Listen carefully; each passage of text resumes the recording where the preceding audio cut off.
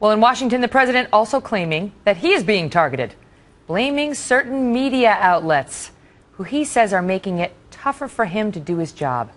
In an interview with the New Yorker magazine, and this is new, they just released this part today, he says, quote, "The issue has been the inability of my message to penetrate the Republican base so that they feel persuaded that I am not the caricature that you see on Fox News or Rush Limbaugh." Charles Krauthammer is a Fox News contributor and author of the book Things That Matter, which has been #1 on the New York Times bestseller list for 10 weeks. And we've heard this refrain before. Earlier this week, we heard him blame sinking poll numbers in part on race. And now we find out that he's blaming the gridlock in Washington on Fox News and Rush Limbaugh. But at least he's not blaming it on climate change or George W. Bush. Look, it's rather unseemly if you are the commander-in-chief, the leader of the free world, and the most powerful man on earth who could reduce pieces of the planet to a cinder on his command, to get so whiny. You know, when you pull the camera back and you look at the media landscape, on one side you've got those elements in the media that are sympathetic or even who worship at his feet. You've got ABC, NBC, CBS, PBS, CNN, of course, MSNBC.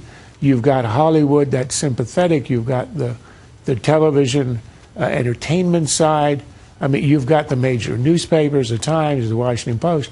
I mean, you could go, it's what Lenin would call the commanding heights of the culture, are all on one side, all of them. And what do you have on the other side? Fox News and talk radio.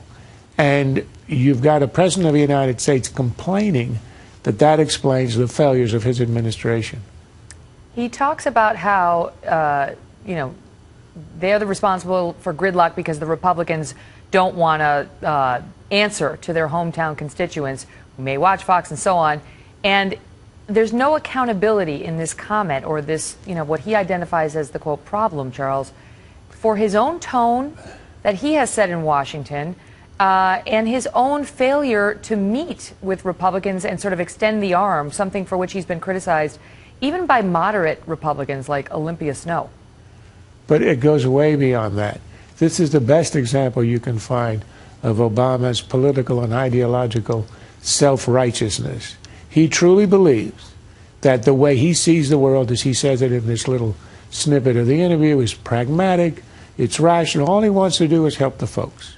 And of course, anybody who's on the other side, anybody who sees, say, the biggest stimulus in American history, or the takeover of a sixth of the U.S. economy with a scheme that is completely irrational and collapsing around him, anybody who says that this is not working can only be either acting against the national interest or being suspicious of him without any reason. He simply can't accept the fact, or at least in public he doesn't accept the fact, that one can actually have a view that contradicts his, that is in good faith, that is patriotic, and that also seeks the good of the country. So if you think, as he does, self-righteously, that there's no way to oppose him and be honestly patriotic and sympathetic to the American people, then of course you have to attribute all these evil motives to the other side who are preventing the people from receiving the message.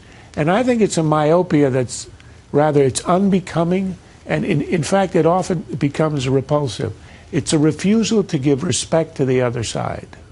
To your point, he goes on from there to say, look, I'm somebody who's interested in solving problems and is pretty practical, and that actually, I think, a lot of the things we've put in place worked better than people might think. I mean, once again, it's sort of, if people could only understand how great everything is, then they would be on my side. I got to run, Charles. Great to have you here. Pleasure.